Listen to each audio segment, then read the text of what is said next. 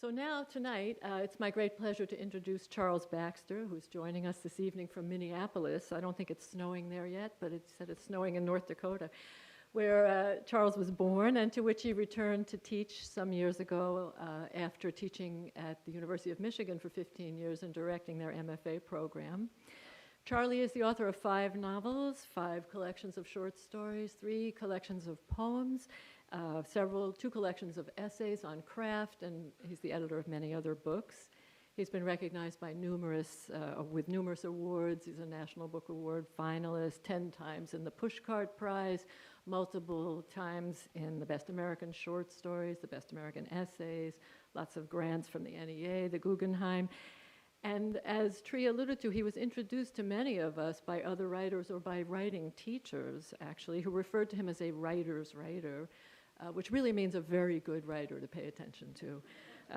Fortunately for many, including Charles, he's also now a reader's writer, so he's beyond just the writer's circle. But the writer's writer honorific is very well deserved. It's been borne out repeatedly in his essays and his talks on craft, to which we are going to all be delightedly served this evening in a few minutes when he starts talking. But before Charlie starts talking, I do want to just mention that I think we're going to find out that he's also an extraordinarily generous writer, willing to share his passion, his insight into the craft, and even his struggles with his own writing. So by way of closing, lest anyone here worry that Charlie can no longer relate to the blood, sweat, and tears expended by those among us here, maybe working on our first stories or our first novel, you can take heart in these words from an interview with Charlie at the Daily Beast. Asked about his writing routine, he said, "I work during the morning. I pace. I stare out the window. I sit with my head in my hands. If I can feel myself breaking out into a sweat, though, particularly from my underarms, and if I give off noticeable body odor that even I can smell, I know the writing is going well." So I say to those of you signed up for tomorrow's class, you lucky guys, maybe skip the shower, and so you'll have a head start to cooking with gas. You'll be in good company. So please join me in welcoming Charles Baxter.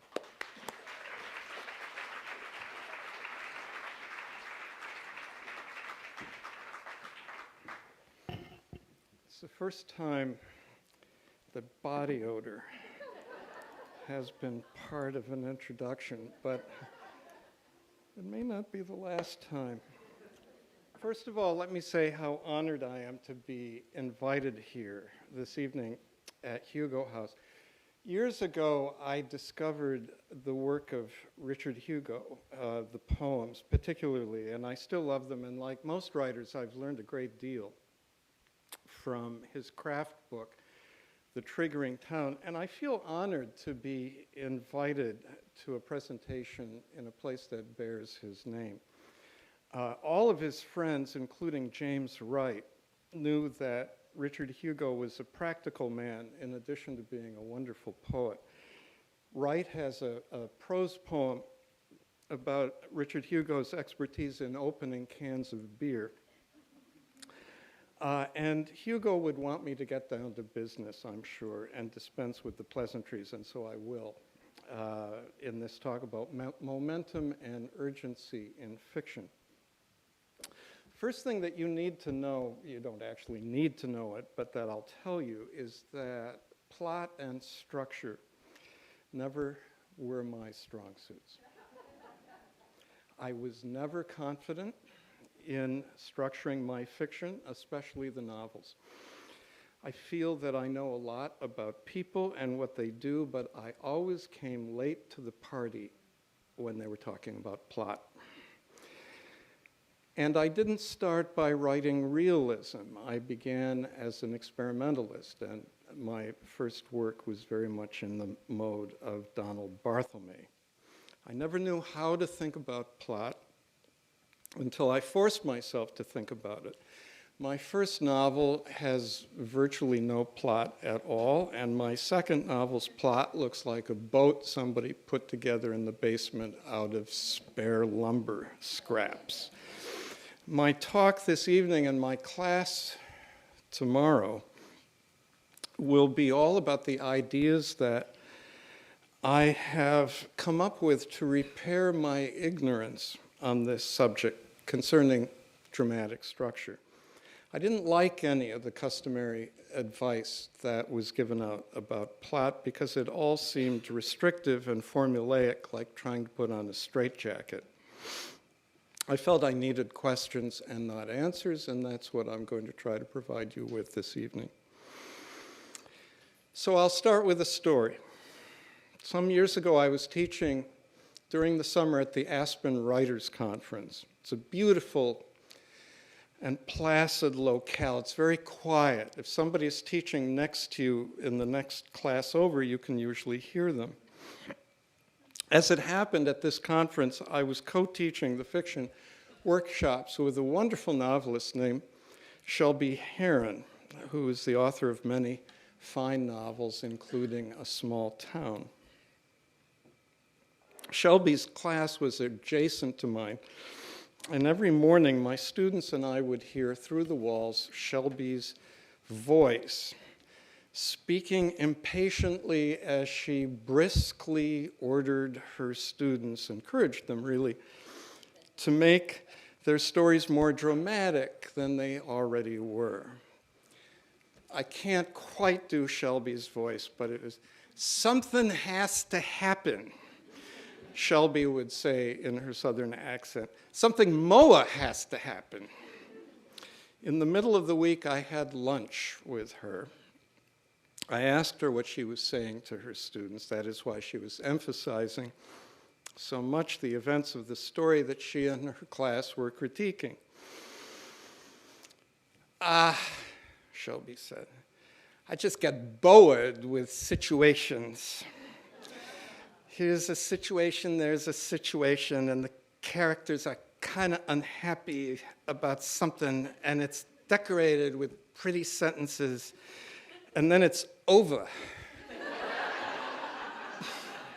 I just get so bored." So what I'm going to be talking about this evening is the conversion of situations into stories. But here's the trouble. Once you've made the claim that something has to happen, you haven't really said very much. If I travel from my home in Minneapolis to, let's say, New York City, and I see some friends, and I go to the Museum of Modern Art, and I use up all the credit on my MetroCard, something has happened. And my friends will have to listen to me when I get back to Minneapolis, when I tell them about my trip and what I thought about the show at the museum. But my story doesn't have very much urgency. And my friends will have to listen to me because they're my friends. This is like having to read a story to the end in the worksheets because you're in the workshop, not because you want to. What we rarely or never talk about in these workshops is urgency, or the lack of it, in a story, much less a poem. Part of this has to do with our own subjectivity. What may seem urgent to one reader will seem dull and predictable to another one. Urgency arises out of dramatic necessity, which I'll try to define. But the institution of the workshop itself tends to ban all discussions of this sort. You can't, for example, say in a workshop that any particular story is well written but boring. People will hate you. It's mean and it's subjective and everybody will freeze up. My experience is also that young writers tend to hate discussions of plot and dramatic structure. They think that any plot may tie them down to old-fashioned realism. To which I would respond that even non-realist writers, such as Murakami and Borges, their fiction also has a structure. I don't want young writers don't want to write or think about plot often, and instead they want to give their characters, as Grace Paley once said, the open destiny of life. But then these same writers sit down and watch The Wire or Mad Men or Breaking Bad, and they talk about how good those shows are. But at least in a series like The Wire, not everybody has the open destiny of life. People get trapped. Situations go from bad to worse. And that's what I'm going to talk about this evening. When I first started writing short stories, I would show my stories to a friend of mine. This was in college, a guy named Duffy, who in real life was fun to be around, but was a very mean and brutal critic. I was too in those days. We thought we had to toughen each other up as if we were in a sort of writerly Marine Corps. And we said the meanest things to each other about our stories that we could think of. Brutal criticism can be useful if you can stand it and not become depressed or enraged. Duffy looked like a hippie. He smoked a lot of weed, and he had hair down to his shoulders, but as a critic, he had the soul of a thug. One time in a greasy spoon, he returned one of my stories to me. The story had been marked up and bloodied with red ink, and there were some very creepy-looking stains on it. I asked Duffy what he thought of my story. Well, he said the sentences are okay, but the story just sort of sits there. What do you mean? I asked. I thought my story was a masterpiece and that Duffy was lost in a stoner haze. Just what I said, he told me, your story just sits there. Then he gave me a probing look. His eyes, I noticed, were bloodshot. You know, Baxter, he said to me, nobody in your stories ever does anything, and nobody ever asks anybody for anything. Why is that? What kind of a world do you live in? Do people just give you stuff? He gave me a smug, drug-infused smile. Me, he said, I live in the grip of necessity. No, people did not just give me stuff, and as for necessity, at that moment I felt like murdering Duffy for not liking my story. That felt like a necessity. What I didn't quite realize was that he was doing me a huge favor by talking about necessity, the forces within narrative that make characters do what they do. But I was too naive in those days to figure that out, much less how to put it to use.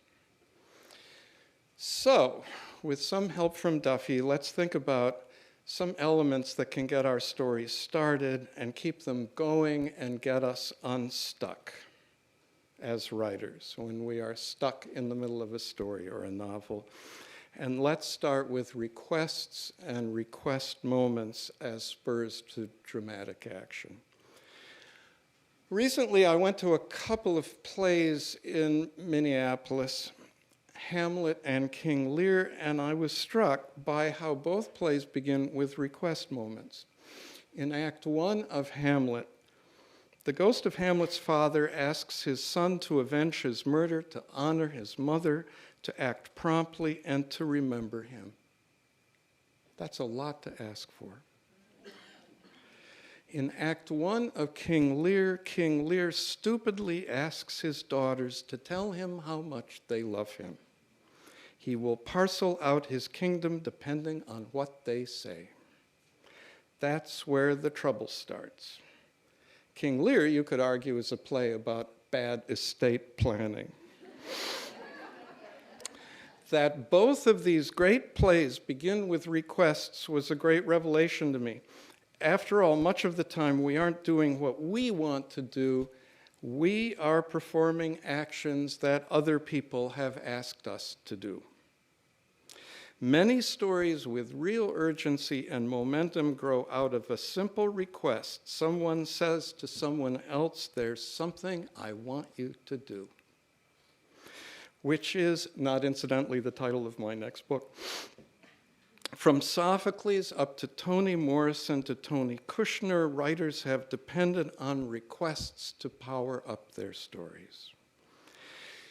Even though Hamlet is a passive protagonist, the play in which he appears has real urgency because a demand has been placed on him.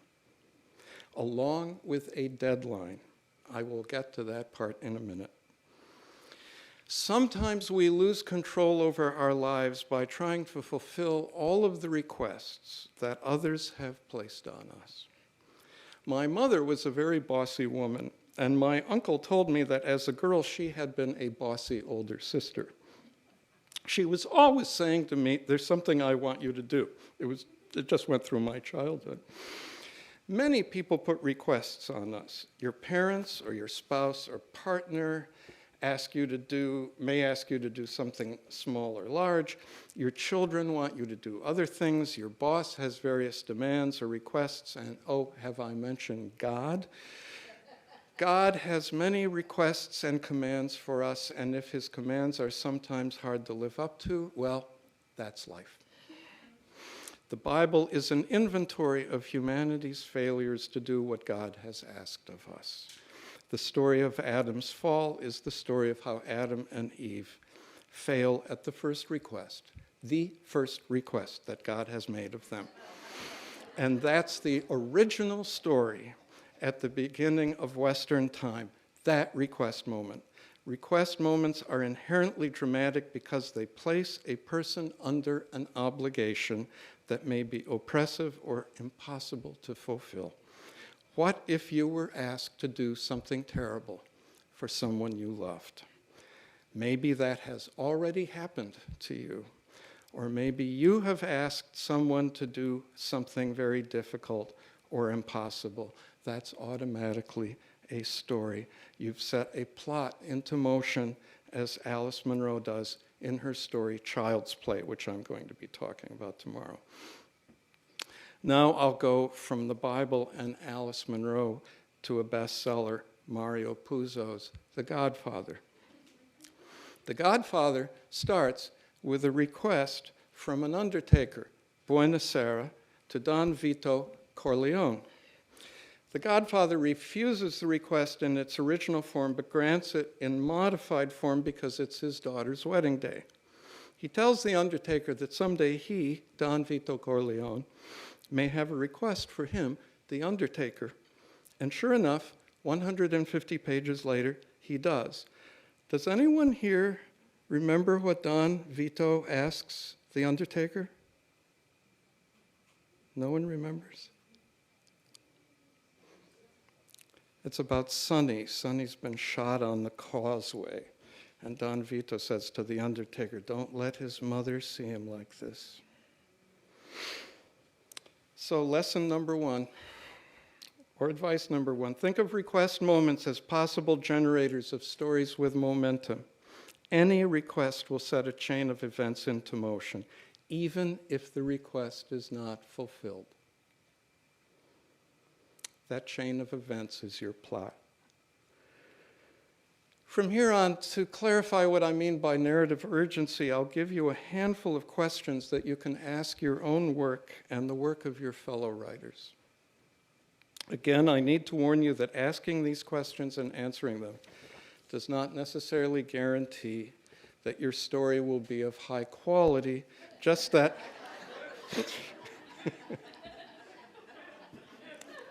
I'm not promising that. Just that you'll be thinking about a chain of consequences and necessity in a productive way. Question number one, where's Captain Happen? I've named Captain Happen after a character in John Leonard's novel, the Crybaby of the Western World. Think of Captain Happen, your story's protagonist or antagonist, as a narrative enabler. Captain Happen makes things happen. He or she is both a cause of trouble for him or herself, but also a cause of trouble for others. Captain Happen is the person in your story who's volatile, excitable, the person who blurts things out, who takes action when no one else will. The captain is the sort of character who bravely acts on her desires, or even better, her impulses. She destabilizes a situation that has gone stale or flat. Captain Happen sets things into motion by telling lies, or setting out on a long journey, or stirring up trouble. She does not have to be likable, but she needs to be complex enough to be interesting. Dostoevsky and Shakespeare loved characters who were deeply unpleasant but fascinating to watch. And the stories in which they appear are full of Captain Happens who dominate the stage. Dostoevsky's character Raskolnikov in Crime and Punishment is Captain Happen par excellence. These characters are often temperamental and too emotional for their own good. Those of us who grew up in strict households are wary of Captain Happen because we were trained to be very, very quiet. We were not supposed to make scenes. Protestants are especially good at not making scenes. In my household, no one ever dared to be Captain Happen. When my brother Lou came home from Vietnam, my stepfather's first words to Lou, as my brother came in through the front door, were, "I'd like to hug you." But there were no hugs because we didn't do that. You have to unlearn that kind of reticence for your characters if your story is going to have urgency. Protestants with trust funds hardly know what a plot even is. Nothing is ever urgent for them. At the country club, no one is Captain Happen until the liquor starts to flow, and sometimes not even then. Captain Happen's actions have to be truthful and important for a story to thrive. A man who kicks a dog or abuses his family is not necessarily a Captain Happen figure, because cruelty in and of itself is not always meaningful. But someone who blurts out the truth when no one will say it is a Captain Happen figure. According to Aristotle, meaning has to arise from action, and simple cruelty often has no meaning at all. It isn't enough to think of action. You have to think of action that has some meaning in a larger, perhaps social context. Captain Happen can often be your story's spark plug and focusing agent, and it helps if he or she is truthful and brave and impulsive. But he or she may well be a cheat, a liar, or a creep. Captain Happen arrives at the party wearing the wrong outfit, and she swears that the hostess drinks too much, tells the bridegroom what no one else will tell him, and creates a scene. Perfect. That's what we want. We want someone who will create a scene, because then we'll watch, we'll be interested. The story may be comic or tragic. Captain Happen enables both kinds. My friend Susan Neville, a fine writer, has another version of this question, which she learned from her friend Kurt Vonnegut. Vonnegut used to call Susan to ask her questions about Indiana geography and other such Hoosier matters. This was when Vonnegut lived in New York. Susan lives in Indianapolis. And in the course of the conversation, Kurt Vonnegut would ask Susan how her writing was going. Susan would complain that it wasn't going well, and Vonnegut would say, "I already know what's wrong with it." "How do you know what's wrong with it if you haven't read it?" she would ask. "I just do," Vonnegut would say. "Here's my question. Where's Iago?" "I bet there's no Iago in your story." What Vonnegut was saying was that good stories often require a good antagonist. Antagonists are sometimes villains and sometimes honorable opponents. Just as Othello's story doesn't really become his story until Iago appears in it, once he does appear in it, he becomes the story's focusing agent. Until Iago's appearance in Othello, Othello's life was all about military victories, and his rise to glory, and his wooing of Desdemona. Okay, fine, but who cares? But once Iago appears in that play, the story quickly becomes a tragedy about jealousy and trust and skepticism and doubt. Iago, set against Othello, becomes Captain Happen. If you put a good antagonist in your story, your main character may be forced. The truth is, we're all interested in both bravery and misdeeds. Criminals and heroes and misbehavior are friends of fiction. My former neighborhood in Minneapolis had a resident criminal who was handsome and charming and manipulative. And we all talked about him. He was a contractor, by the way. Before he was sent off to the workhouse, he slept in the beds of many women. He was quite a story. All right, here's question number 2. Or maybe I'm up to 3 by now. I was never good at math. Where's the one-way gate? By one-way gate, I mean something quite specific about a particular variety of dramatic action. A one-way gate is an action that you cannot go back on.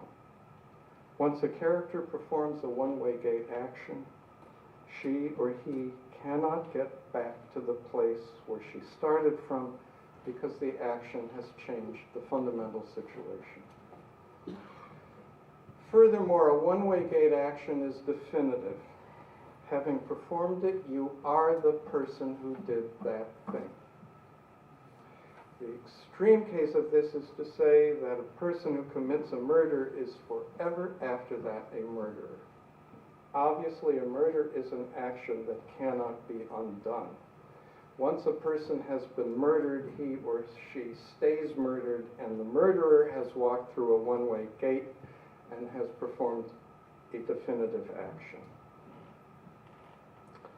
Of course, not all definitive actions are as extreme as a murder. A lie told at the right place and the right time may well set certain actions into motion. Gatsby tells everyone that he was always Jay Gatsby, and there are consequences to the lies that he tells. Sometimes these consequences will be comical. Situation comedy depends on someone saying something that is not quite true and having to face up to the consequences of that misstatement. In comedy, however, one-way gates sometimes swing the other way and you get back to where you started from because someone such as Alice Cramden somehow has forgiven you. Forgiveness is the end of the one-way gate. Forgiveness leads to forgetting. But imagine a family going on a trip. On the day of the car trip, the grandmother reads in the newspaper that a serial killer called the Misfit is loose and is dangerous. The family starts out on the car trip, they get lost, and because of an accident, their car turns over in the middle of nowhere on a country road. A car that looks like a hearse. The town, by the way, they're very near a town called Toomsboro. The car that looks like a hearse, it's true, I'm not making this up, drives over to where they are, and some men get out. After a few minutes, the grandmother recognizes one of the men and blurts out, "You're the Misfit." And the Misfit answers that, yes, it's true, he is, but it would have been better if she hadn't said so. This is the dramatic pivot of Flannery O'Connor's story, A Good Man is Hard to Find. Once the grandmother has recognized the misfit and blurted out that she knows who he is, there's no going back. And there will be consequences. Flannery O'Connor loved one-way gates. Almost every one of her stories has one. One of the features of stories with a large amount of narrative urgency is that the plots within them have a very distinct feature, which is produced by these one-way gates. That is, if you can't get back to where you started from, you have to move forward, pushed by events that have been set into motion. Many stories with a certain amount of narrative urgency are about the way that characters are overtaken by events. They've lit the fuse and then they can't put it out. The events become larger than the characters themselves are. The events are no longer under their control. In Annie Proulx's Brokeback Mountain, the love of the two men for each other sets into motion a series of events that they themselves are powerless to stop. We can call this the snowball plot, where the events overtake the characters. If you're up to your elbows in blood, you might as well move forward. That's what Macbeth says. You can't go back. This is the principle of narrative in both Macbeth and Breaking Bad. Walter White in Breaking Bad starts as an ordinary high school teacher, but once he gets cancer, he starts a series of actions that put him through various one-way gates. And then, in real life, this is something I added this morning after reading the paper. In real life now, there's the example of Ray Rice punching out his fiancée, Janae Palmer, in an Atlantic City hotel elevator. Is that action a one-way gate? She has said that it isn't. Roger Goodell apparently can't decide. It matters, I think, for every kind of reason for us to think about whether it is or not. Of course, I think it is, but it's a one-way gate. There's much more to be said about one-way gates, but it's perhaps best to quote Lady Macbeth's curtain line in the last act of Macbeth. What's done, she says, cannot be undone. Absolutely, that's the definition of a one-way gate. So, when you're stuck, think about actions that set other actions into motion and characters who cannot get back to the place where they once were, and actions that, once done, cannot be undone by anybody. Think about Walter White, Ray Rice, Flannery O'Connor's grandmother, or in purely literary terms, Macbeth. Think of that thing that you once said, or that somebody once said or did to you, and nothing was the same after that. Question number 3, or is it 4? Who knows? Who cares? Where's the ticking clock? By asking this question, I'm asking a very particular question of the story. How long do these characters have to do what they need to do? If they have all the time in the world, there may be a fatal lack of urgency in the story in which they appear. Remember, life does not give us all the time in the world. Time is going to run out on us all. The sense of a clock ticking somewhere in the background of a story is a device that's probably overused by every hack screenwriter for the movies. I can't tell you about the number of times I've watched an outer space thriller in which the spaceship is going to self-destruct in T-2 minutes while the hero, let's say Ripley in Alien, tries to get herself into the escape pod before she's blown to smithereens. But if the artificial deadline has become a narrative cliche, the clock itself and the sense of time running out never will. They're always with us. The sense of a clock ticking is the oldest human truth. We do not have all the time in the world. One of the oldest forms of poetry is the Carpe Diem poem, the one that ends by advising us to seize the day. If you're going to make your move, make it now. If you don't make your move now, you may lose everything. I don't like to illustrate a point by providing examples from my own work, but in this case it might be useful. While I was in the first drafts of a book of mine called The Feast of Love, I found that I had written a succession of episodes concerning lovelorn characters who were mismatched with various other characters, sort of like A Midsummer Night's Dream. The episodes were serial comic, but they had very little weight and they had no urgency at all. I was in despair. I had a perfectly good set of characters, I had a traditional theme, and a tone that seemed to be working fairly well, and yet I didn't have a book. I just had a bunch of episodes that didn't seem to add up to much. Somehow I kept writing through my despair, which I'm used to doing, until one morning I had one of my characters, Chloe, put her head down on her boyfriend's chest. What Chloe heard was her boyfriend's bad heart. At that point, I realized that the boyfriend was going to die and that my book was saved. I actually shouted aloud with happiness. No one else's death has ever filled me with such joy. I went downstairs and told my wife that one of my characters was going to die and the book had been saved, and we opened the champagne.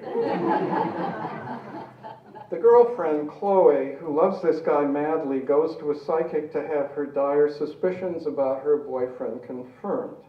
Once they're confirmed, she then takes action. She proposes marriage to the boyfriend. He agrees, and they're soon married, and she quickly becomes pregnant before the boyfriend's untimely demise, which I had carefully planned out. Once the boyfriend dies, all of the characters gather around Chloe in a kind of community of shared concern.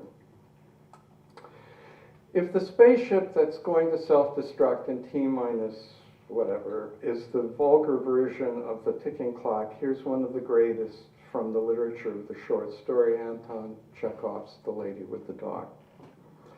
The story's protagonist is Gurov, a middle-aged womanizer who, on vacation at Yalta, has what he initially thinks of as a passing affair with Anna Sergeyevna, the lady with the dog of the title.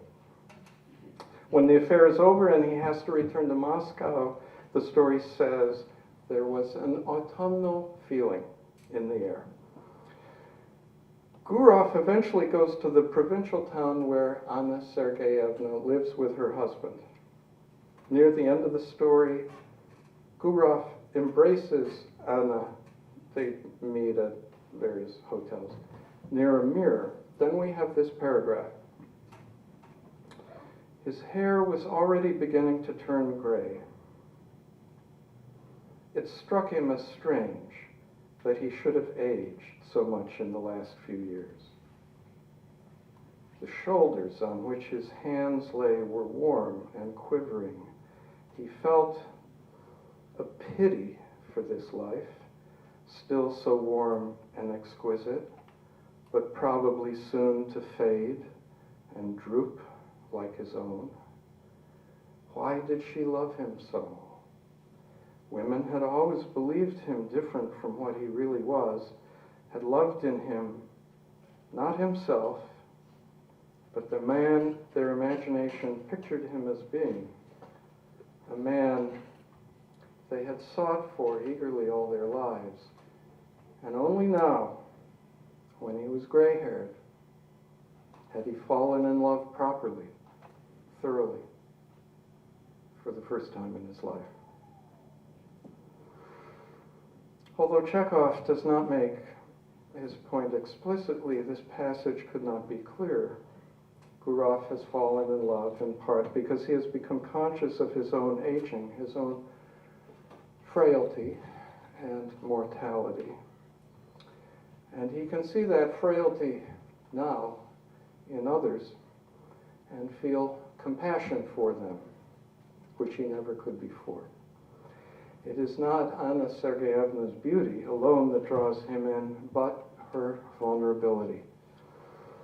We all get this sense in midlife if we're paying attention.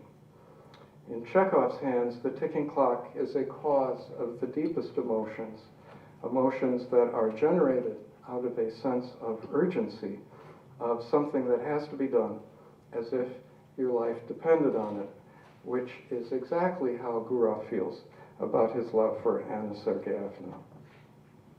A man who has all the time in the world, or a woman who has all the time in the world, will procrastinate, make up excuses, delay, and do nothing. You have to arrange the story so that your character has to do something soon.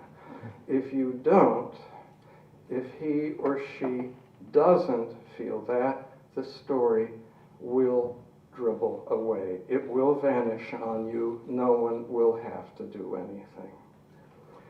A subset of this question is commonsensical, but sometimes hard to see.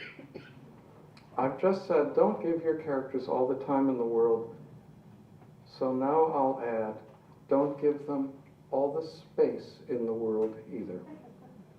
In other words, crowd the characters.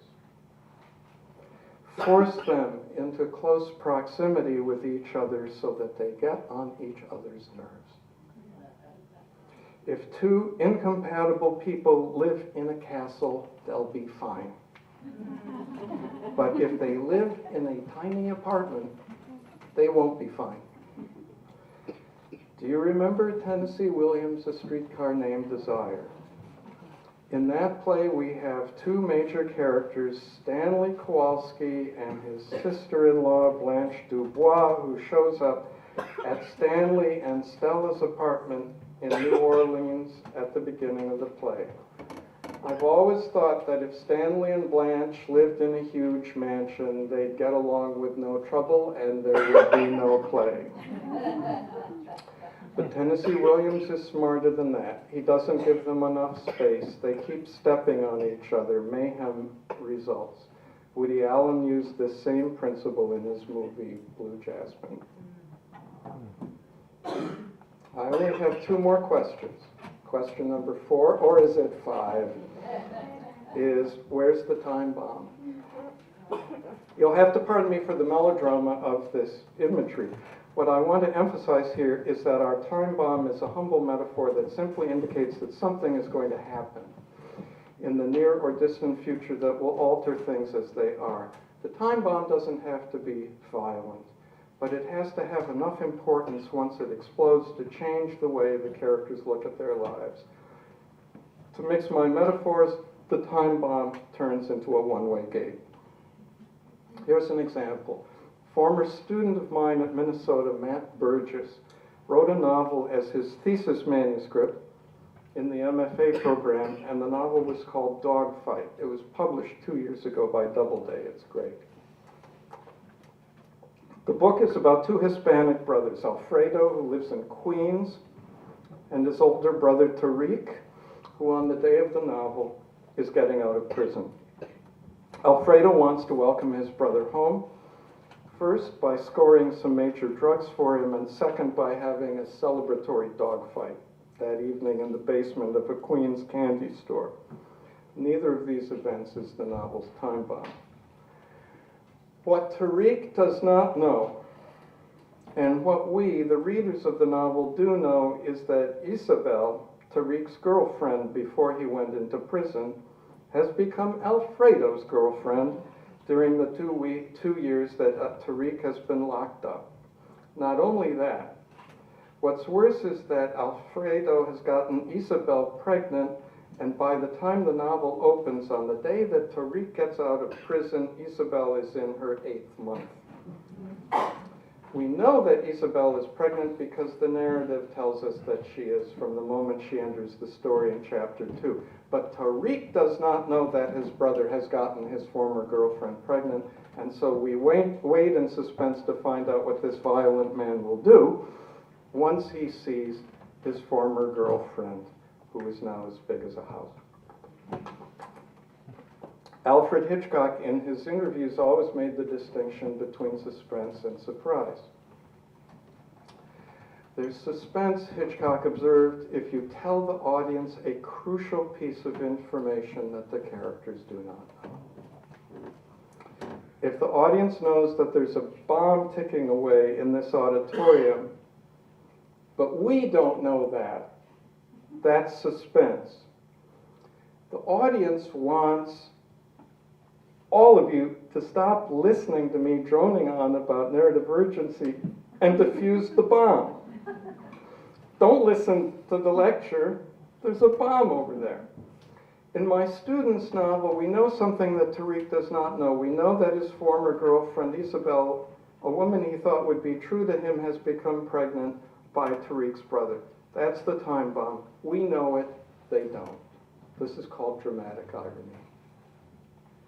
Here's my last prompt. Okay, everybody, let's think back. Do you remember that time when you were in your teens, or maybe your early 20s, when you did that thing that you never told anybody about? Maybe you did it with someone else, and that person never told anybody either.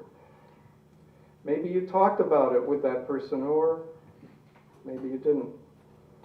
I'm not referring to that thing that happened to you, that someone else did to you.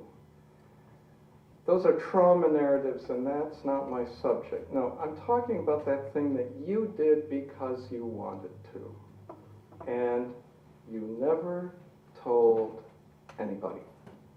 You couldn't, or anyway, you never did. You all know what I'm talking about. Let's not kid ourselves. We're all adults here. Everybody's guilty of something. Okay. Extenuating circumstances, maybe you were drunk or high, or better yet, maybe you were stone cold sober. And maybe what you did was you lied about something, and that lie put you on the up escalator leading to more lies, and therefore a snowball narrative. Or maybe that was the time you slept with the wrong person. Maybe you stole something, or you engaged in petty criminality, or maybe it wasn't so petty. I had friends who broke in to draft boards in the early 1970s and poured pig's blood all over the office files. I knew them personally, and I never reported them.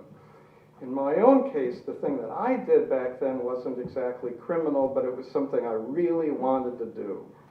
And I did it, and I didn't tell anyone for a while, and then when I did tell someone, I lived to regret it. Though I didn't regret the action, I regretted saying anything about it. And I've never told anybody else since then about what I did, and I certainly am not going to tell any of you today, not here, not now, not ever. I'm not kidding, I mean it. What? Some people I shouldn't have told. Every serious fiction writer needs to think about secrecy. The amazing narrative power of the unsaid and the initially unreportable action. Secrecy leads to plots. The other definition of a plot is a conspiracy of what people do in secret. Secrecy is narration's antimatter, its force field of opposition, and its inspiration. Some incidents just don't want to be told. These are the stories that people won't tell or can't tell. They contain massive negative narrative energy. Secrets oppose the basic impulse to narrate, to tell stories, to explain, and to reveal. These suppressed, untold stories, these secrets, properly treated, are among the most valuable narrative elements we have. And the mission of any fiction writer is to open up that particular black box and do an inventory of what's inside. Any story wants to reveal a secret when it finds one. No story can keep a secret. It's against the logic of narrative. If you want a good story, find a secret. Secrecy conceals and corrodes. The narrative reveals and heals. The narrative energy of secrecy should always attract the positive energy of narration. So if secrets resist the entire negative enterprise, they also defy and therefore empower it. When we're operating in secret, we may be doing so because we hope to gain an advantage over others who don't know what we're up to. Their ignorance is our freedom. These days, secrets have gone to the forefront of public policy discussions, what with the NSA and Edward Snowden and company. It's associated with political and social activities that resist the light of the day. I have a paragraph here about Dick Cheney. Okay. The former Vice President Dick Cheney referred to his undercover work as going to the dark side, where illegal political actions might be ordered that the general public shouldn't know anything about. To quote him, "We have to work, though, sort of on the dark side, if you will. We've got to spend time in the shadows. A lot of what needs to be done here will have to be done quietly, without any discussion."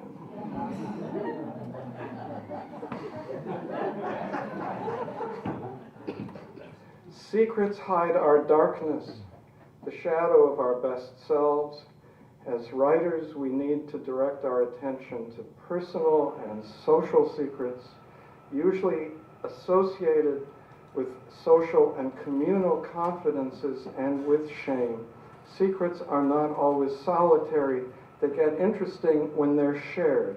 Two people in a relationship may share a secret.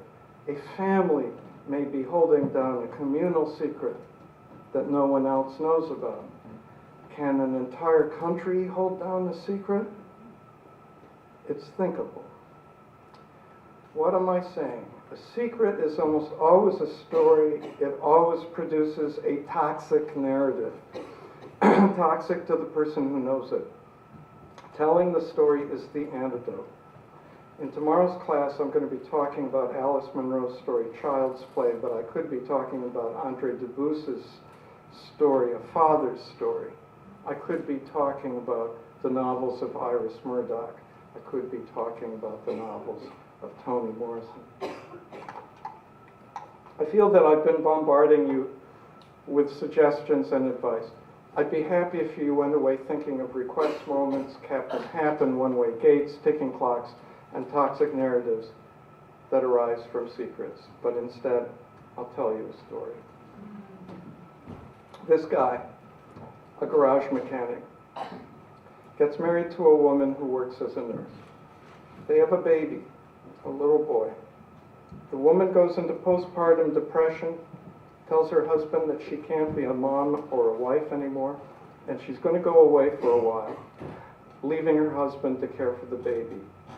So there he is, a young married man whose wife has left him with a son he has to raise. The man eventually remarries. His second wife is also a nurse and acquaintance of the first wife. Many years pass. The boy, named Jeremy, grows up. Now he's 17. What happens? These are the bare bones of my story, Loyalty, and that's where I got stuck. I was stuck for months. I knew something had to happen, but I didn't know what. And then I thought, where's Captain Happen? And who is Captain Happen? In this setup, the first wife has to be Captain Happen, and she has to show up again. She sends her husband a postcard saying she's taking a bus to where he lives, Minneapolis, and she wants him to do something for her. He doesn't tell his second wife that he's received this postcard. When his first wife, his ex-wife, finally does show up in the bus station, all her clothes and belongings are in 2 grocery bags. She's turned into a bag lady. Her request for her husband, help me. What happens then? Well, as they say on Fox News, you decide.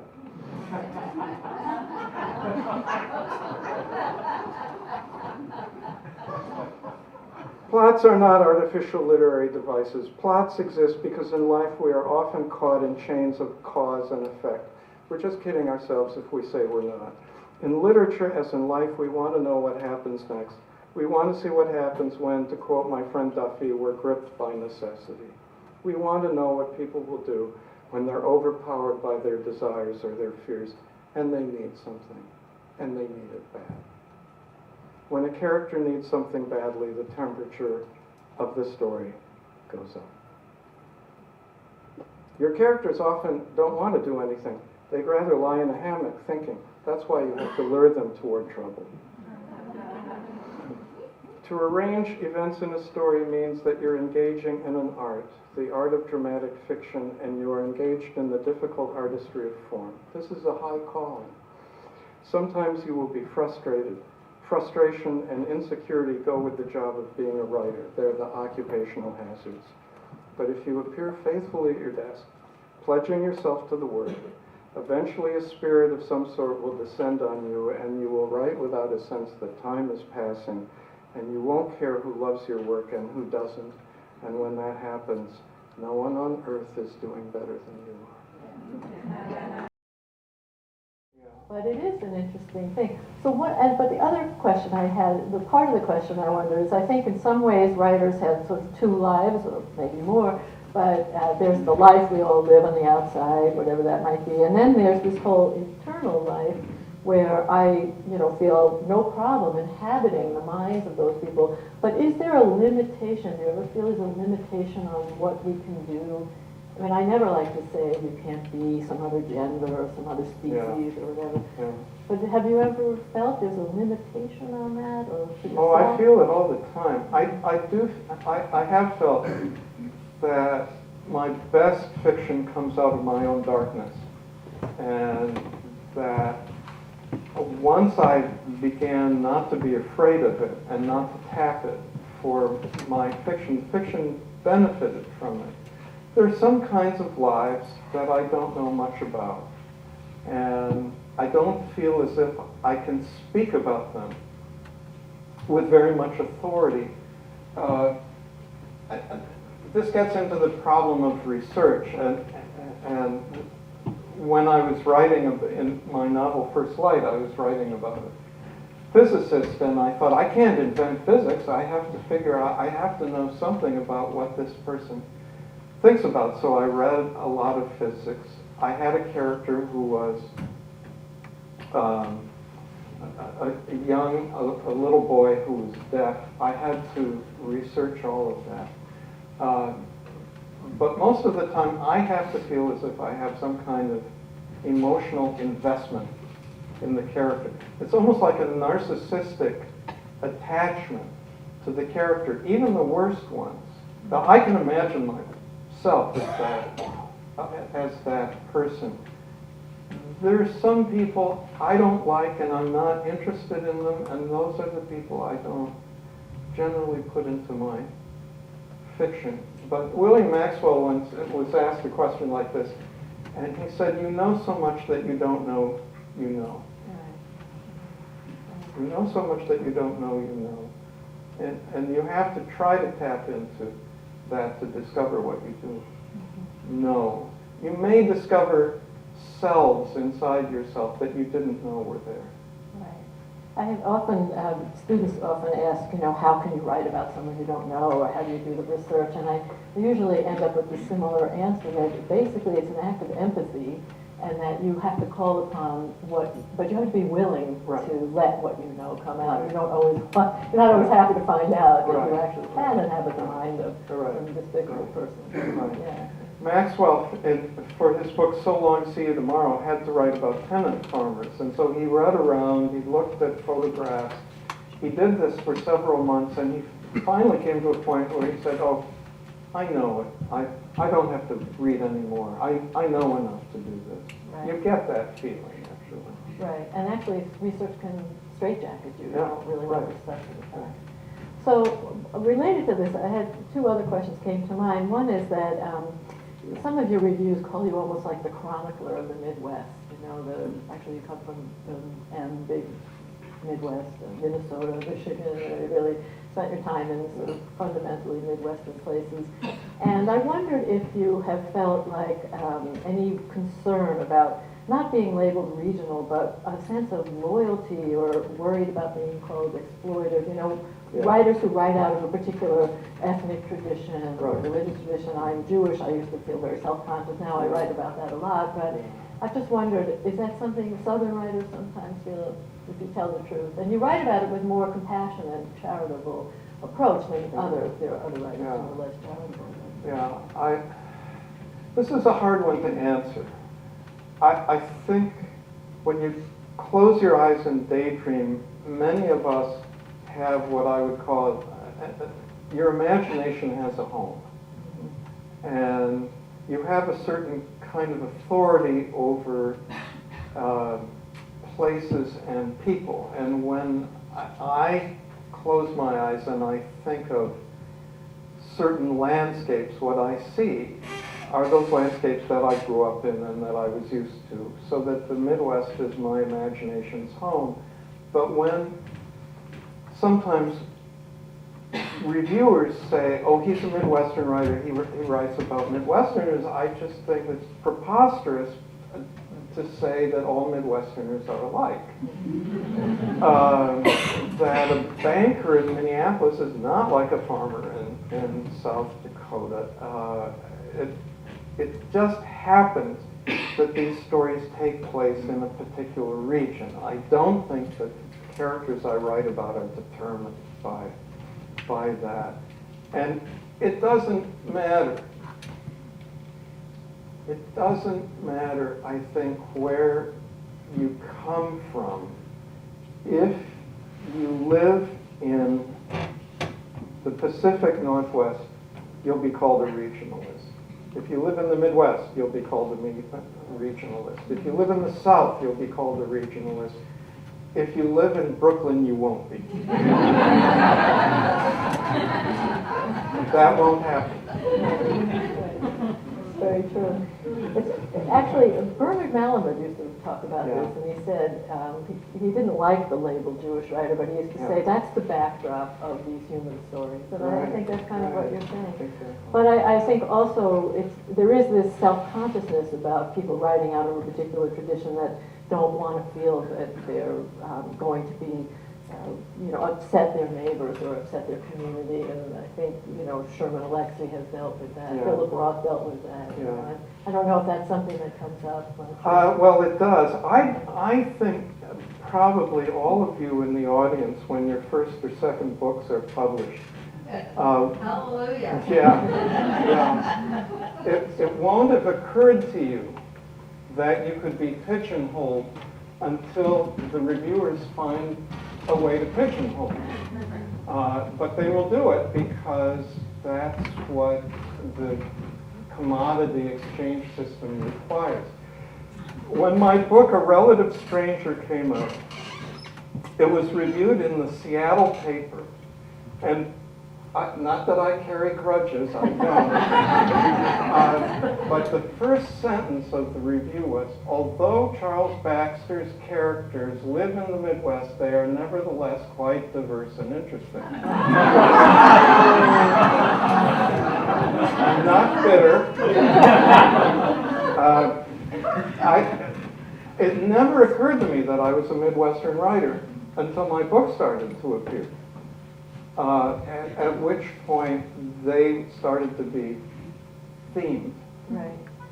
Some of that I learned in the course of publishing a book has to do with where they shelve you in the bookstore, because my story collection ended up becoming An Hour in Paradise, but the original title was from one of the stories called Seekers in the Holy Land, and they said, don't call it that, it'll be put in the travel section. It was a bunch of short stories, so some of that's driven that way. So I have one other question, and then maybe we'll have some time for the audience. You've written elsewhere, and it's a little bit maybe related to this question of writing out of our own sensibilities, but you've written elsewhere that student writers or apprentice writers, or maybe writers farther along, are often very afraid of this idea of melodrama, being called melodramatic or sentimental. And I've been aware of that as well. There's a great interview with Robert Olin Butler, a fiction writer's review, that, pardon the expression, it's actually titled Fuck Sentimentality, which he's basically saying, don't worry about it. Love, passion, these all matter. So I'm wondering, why do you think there's this real fear of being perceived as too sentimental or emotional? And partly you said in one of the things I read that workshops, therefore, tend to prefer the more muted characterizations in stories by Alice Munro or Chekhov versus Dostoevsky. What do you think that's about? I think it has something to do with the worry that if you write something with a lot of feeling in it, you'll be mocked. For feeling too much, or for writing badly? Or for feeling too much, and people in the workshop may say, oh, this is sentimental because there's something about it that's threatening. And in the workshops that I've taught, when people have said, oh, this is melodramatic or sentimental, it's been so far away from being that. It hasn't even come close. Now, it is true when you teach undergraduates, freshmen and sophomores, they will often have cars exploding and people killed and bombs going off. But in fact, I think Ethan Kanan once said that young writers substitute catastrophe and catastrophe for drama. But once you learn how to tone it down, then you start, I think, to worry too much that people will dislike the risks you've taken. But I think William Blake is right. You never know what is enough until you know what's too much. And you have to push yourself to go a little too far just to see how much the story or the novel can support. How much passion can you get into it? It's the passion that people will remember. Right, yeah. I always figured it's a variation on the fear of exposure that writing is anyway. Yeah, I think so. You've already exposed yourself, Yeah. and then you're afraid of, Oh, exactly. yeah. And now you won't love me Exactly. because I look like I need love so much. Right.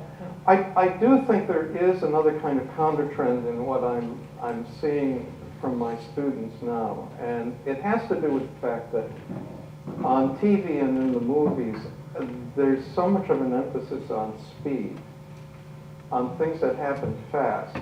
A lot of my students are interested in stories that happen slowly. I wrote this essay on stillness. Somebody was asking me about it. I just think the pendulum for some writers is turning back. They want to see what it's like to write something that is beautiful and slow. And if any of you were at the Museum of Modern Art a year or two ago, there was a thing by Maria Abramovich. The artist is present. Very, people in the actors really, and she herself sitting, just looking at someone. There wasn't anything happening really. What was happening very slowly, and it was extraordinarily beautiful. That's kind of a sidebar. Well, that's refreshing. Yeah. I think we have time. I can't really see you, but oh, now I can. There, you're still here. So we have some time if anyone has a question, just wave or wave really vigorously. And if you don't, okay, there's a vigorous question. Yes.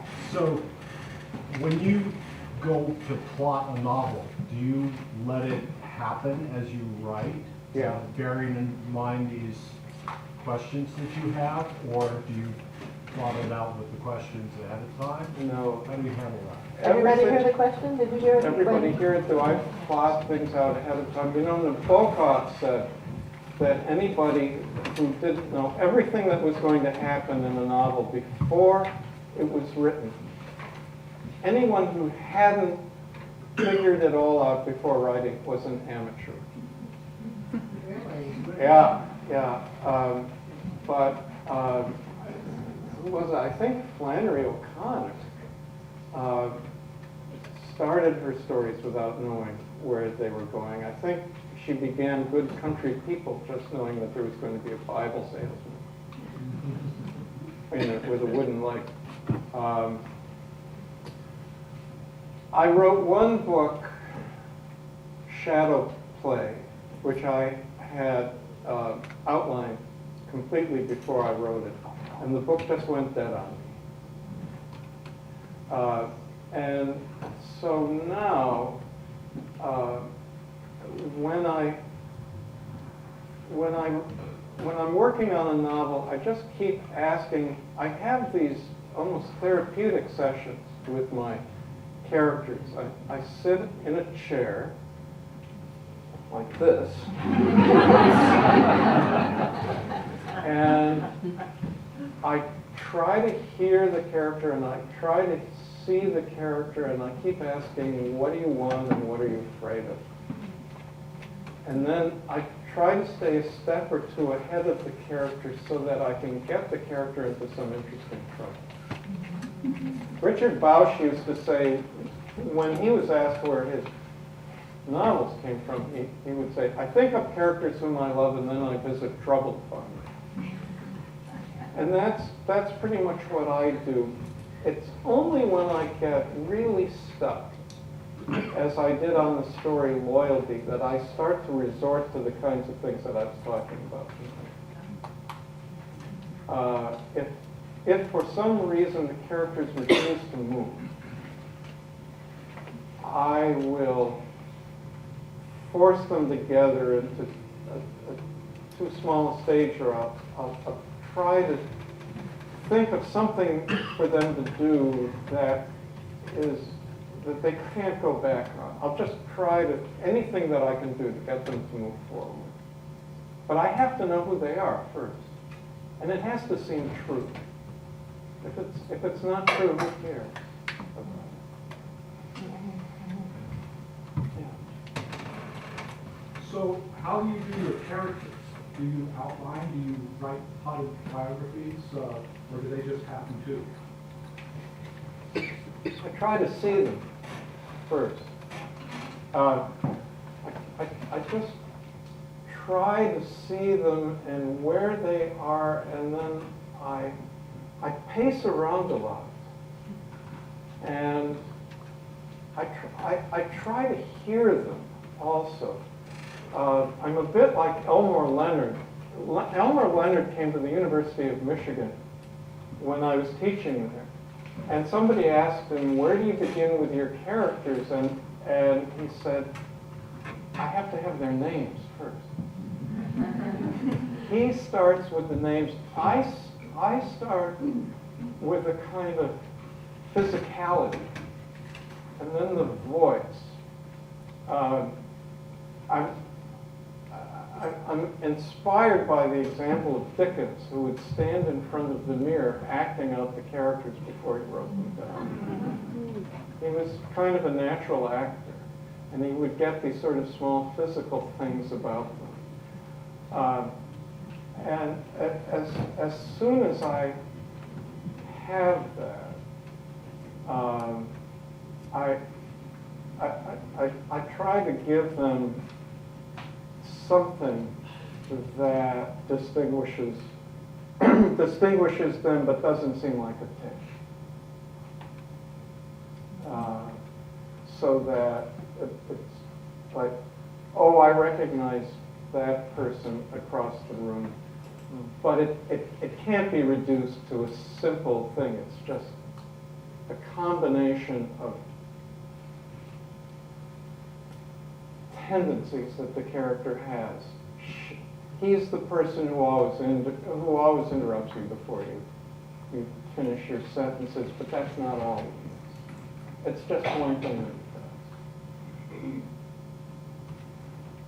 It reminds me of the Nobel laureate Orhan Pamuk, a Turkish writer. He wrote a book called The Museum of Innocence. I don't know if you know. He built a house for his characters before he wrote a word, and he moved in. And then first he went out and bought this female character's clothing, and he lived among her stuff before he even wrote about her. He could afford to buy another house in this country at that point, but it's not something we can all do, but writers go to great lengths. One more question? Yeah. One more? In the back, yes. Whatever happened to Duffy? Is he still around? I lied. There is no such person. I have friends like that. He's a kind of composite. But he's a fictional character. He's probably a great lesson. I was afraid somebody might ask me that question. What happened to Duffy? I'd have to, it's just he's there to make a pedagogy. Does he still get stoned? Yes. believe me, I knew a lot of people like that. People who, I mean, if you're in the generation I'm in, you know, a lot of people who sit around smoking weed all the time, and you think, oh, that person's going to be really mellow. No such luck. You know, dope can only cover up a mean streak for so long, and then something comes up. You have to, you know, as writers, you have to be prepared to meet up with Duffy.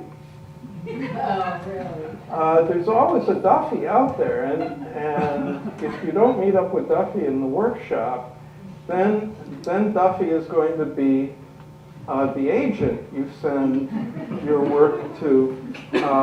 I had an agent once, or thought I did, until I sent her a novel in manuscript, and she called me up, and I said, what did you think of the book? And she said, I hated it. Why don't you tell me why I hate it? I said, I don't know why you hate it. And she said, well, you're the imaginative one. You should know.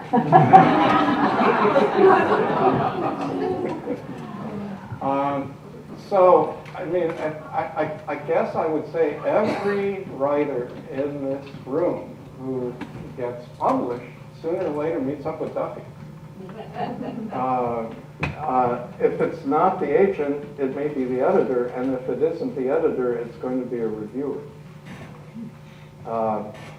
At which point, you sort of have to decide how you're going to get